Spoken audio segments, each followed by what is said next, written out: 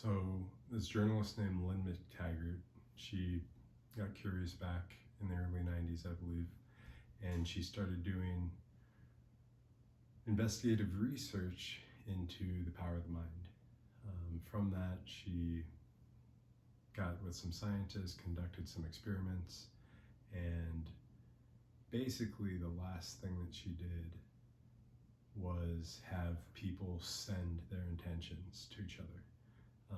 She got people together in groups and would just send positive energy to each other. You need something, you want to make a change in your life, want to have a shift, and everyone would just send positive energy to each other.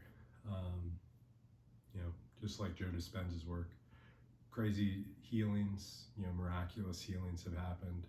Um, she wanted to do something bigger, and so she got her whole online community, like 15,000 people together, and they all sent positive intention for like 10-15 minutes max, like not very long, just at one time, toward the Sri Lankan war for it to end. This war had been going on for like over 20 years. It was rooted in, deep-seated religious division, and so they did this, and then the next couple days,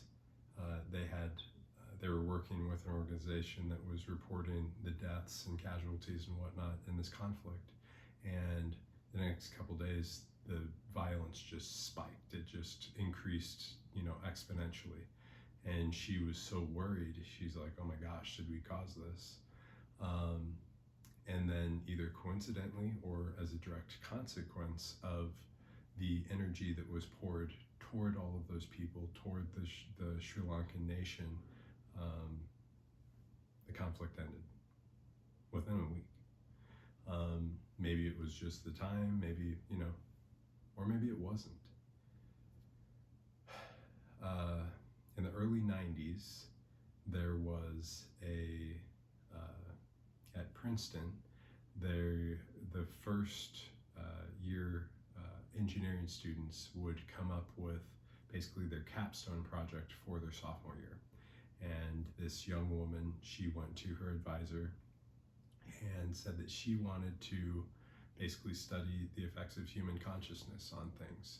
And he told her, "You have all summer to prove to me that we could come up with an experiment that this would be valid." Long story short, she did, and there were some crazy results that came out, and from that, actually, a department in the School of Engineering at Princeton, this Ivy League school, it had a whole segment just devoted to studying human consciousness effect on the world at large. You have a random number generator that can, randomly generate a number between 1 and 1,000, whatever. You take any random person and you have them focus on that machine, and anyone, whether you're a high-level meditator or you're just somebody that doesn't have any mindfulness practice, any connection with the breath or anything, everyone has an effect on these machines. You take two random people that don't know each other, that have never meditated before, and you teach them basic premise of meditation, just, quieting the breath, focusing on the breath, get still, let the mind go silent. And you give them 15-30 minutes of instruction, and then you put them in 2 separate rooms, basically lead chambers that no Wi-Fi, no radio signals, no anything can pass through. And then you have them both meditate. And you fire or light a light in one of the rooms. The same neurons that fire in their brain, even though their eyes are shut, it triggers a stimulation. The same neurons that fire in their brain simultaneously fire in the other person. This is just 2 random strangers. Think about how powerful the effects are with 2 people that spend their lives together, with siblings, with parents and their children, with spouses, with lovers. also just random people. Just random people that spend a little bit of interaction together. How connected are we? This is the School of Princeton that was proving all of these things. Randomly in 2007, there are a lot more results than that, and I'll look up some of those, and I'll provide a link to go to look this stuff up on your own. But randomly in 2007, this School of Engineering was shut down. The note that used to be there, I haven't looked in a couple of years, but the note that used to be there, it seemed like they were deeply remorseful that this was being shut down, and like it was just imposed and it kind of came out of nowhere. You take two random photons, just tiny little molecules of light, if you will, and in Europe at the Large Hadron Collider, they have them spend a little bit of time together, and then they send them both on either end of this gigantic machine, the largest machine in the world that we know of. And so they have 14 miles between each other, 7 miles, 7 miles. You interact with one of the photons, and the exact same thing is happening to the other photon. All points in time and space are connected. All material is connected. So we, as conscious individuals with these brains that look just like the universe, how connected are we? 1% of a day, one day is 86,400 seconds. 1% of that day is 864 seconds, 14 minutes, 24 seconds. You know, round numbers, 8 billion people is only 80 million people in the planet. Round numbers, 1% of the United States population is like 3.5 million people.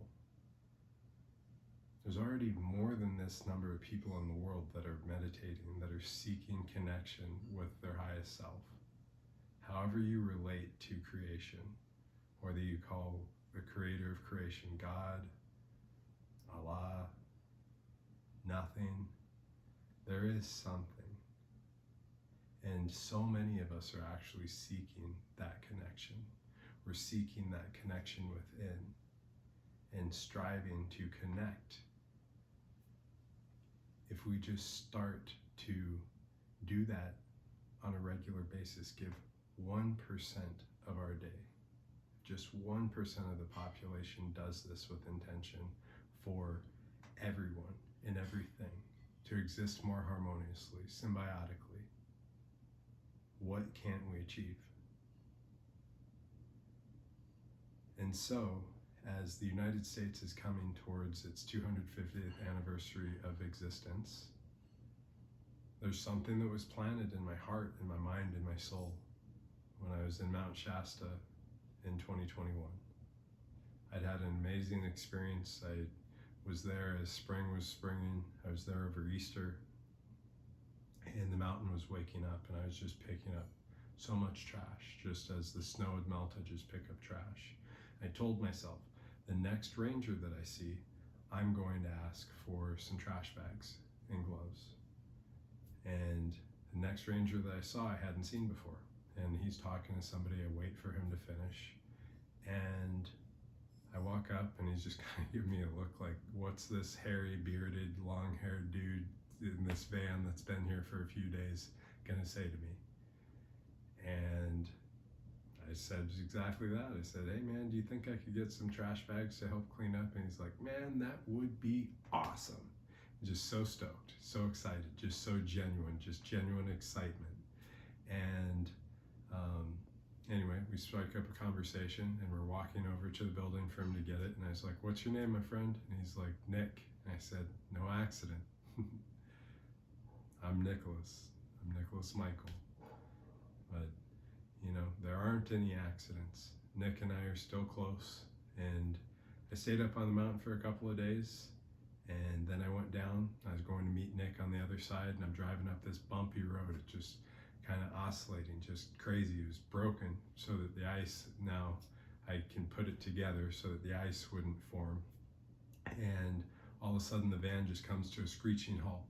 I'm almost to the top, and I'm over in the other lane a little bit, and I get out, and my van is sitting on the wheel well, on the front driver's side wheel well, on the tire.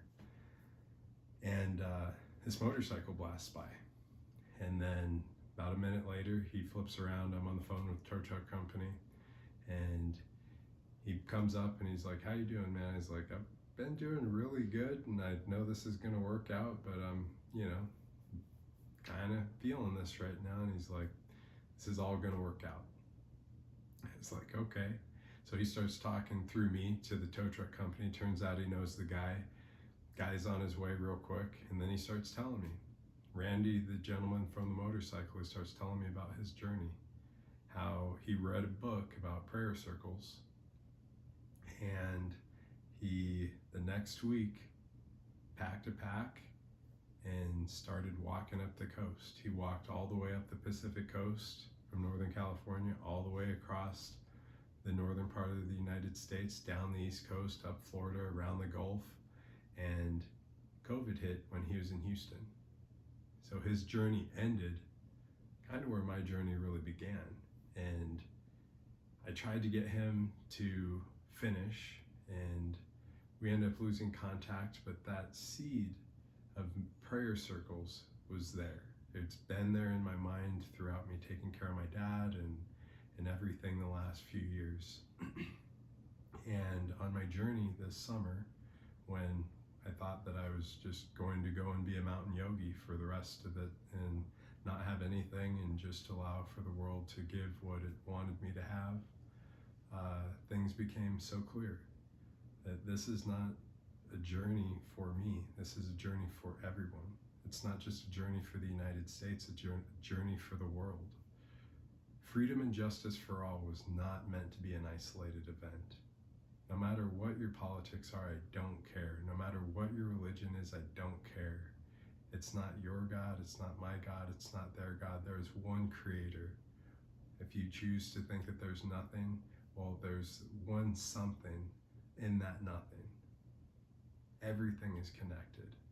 And so, I know that if we come together in, however you want to call it, prayer circles, circles of intention, just even 1% of us, even less than that, just sending positive, loving intention to the world, to the person next to you, to the person across the country, to the person across the world from us. I know that it will raise the vibration of our planet. I know that the universe will feel that. And I know that crazy, amazing, wonderful changes can come from that. And so, I plant that seed. I plant that seed right now, and I'll continue to share about this. I've been so hesitant to share, and I know that as these random objects are flying through our solar system that science can't really explain, that everything is connected. The water in us came from other stars. Every bit of us was born, forged in stars throughout creation. And our true self is the quiet observer when we still the breath, when we still the mind. And that quiet observer in you is in me and is in everyone that you love and everyone that you've ever met. And it doesn't matter if there are people right now who are striving to consolidate more power and more wealth, because given the exact same interactions and micro interactions, everything that they've experienced, we would be doing the exact same thing. But we have the opportunity right now as us, with all of our interactions and our experiences that have led us to this moment right here, right now, to be able to love them and to know that there is enough for everyone, and to know that us choosing this higher path for all can and will make a meaningful difference for the world for as long as we can even begin to imagine. I love you, I believe in you, I believe in us. I know we can and I know we will. And I know the world will look completely different a year from now. And it's it's up to us, the giving 1%, to start that change right now. We'll see you soon.